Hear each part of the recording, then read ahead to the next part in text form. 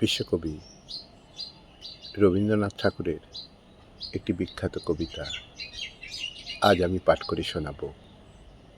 এই কবিতাটি রচিত হয় 7ই অক্টোবর 1924 সালে 21শে আশ্বিন 1331 বঙ্গাব্দ হারুনা মারু জাহাজে।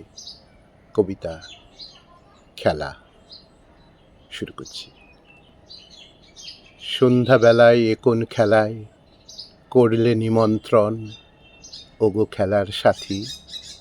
হঠাৎ কেন চমকে তোলে শূন্য এ প্রাঙ্গণ, রঙিন শিখার বাতি। কোন সে ভোরের রঙের খেয়াল, কোন আলোতে ঢেকে সমস্ত দিন বুকের তলায় লুকিয়ে দিলে রেখে। অরুণ আভাস ছানিয়ে নিয়ে পদ্মবনের থেকে রাঙিয়ে দিলে রাতি। উদয় ছবি শেষ হবে কি অস্ত সোনাই এঁকে জ্বালিয়ে সাঁঝের বাতি। হারিয়ে ফেলা বাসি আমার পালিয়েছিল বুঝি লুকোচুরির ছলে। বনের পারে আবার তারে কোথায় পেলে খুঁজি শুকনো পাতার তলে। সে সুর তুমি শিখিয়েছিলে বসে আমার পাশে, সকালবেলায় বটের তলায় শিশির ভেজা ঘাসে। সে আজ ওঠে হঠাৎ বেজে বুকের দীর্ঘশ্বাসে।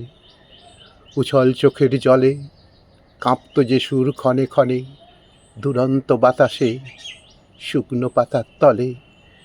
মোর প্রভাতের খেলার সাথী আন্ত ভোরে সাজি সোনার চাপা ফুলে। অন্ধকারের গন্ধ তারি ওই যে আসে আজি একই পথের ভুলে। বকুল বিথির তলে তলে আজ কি নতুন বেশে সেই খেলাতেই ডাকতে এলো আবার ফিরে এসে।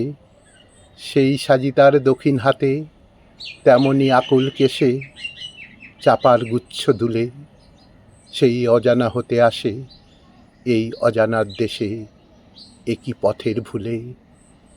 আমার কাছে কি চাও তুমি ওগো খেলার গুরু, কেমন খেলার ধারা চাও কি তুমি? যেমন করে হলো দিনের শুরু তেমনি হবে সারা।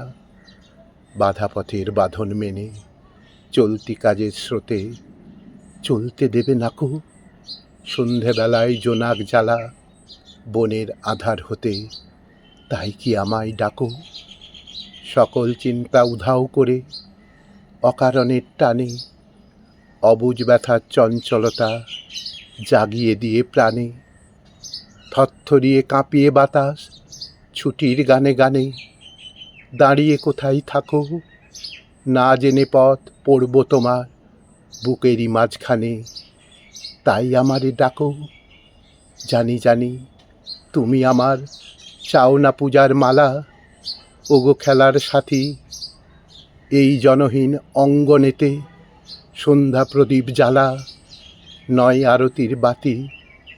তোমার খেলায় আমার খেলা মিলিয়ে দেব তবে নিশিথিনী স্তব্ধ সভায় তারার মহোৎসবে। তোমার বীণার ধ্বনির সাথে আমার বাঁশির রবে পূর্ণ হবে রাতি। তোমার আলোয় আমার আলো মিলিয়ে খেলা হবে নয় আরতির বাতি। তোমার আলোয় আমার আলো মিলিয়ে খেলা হবে নয় আরতির বাতি।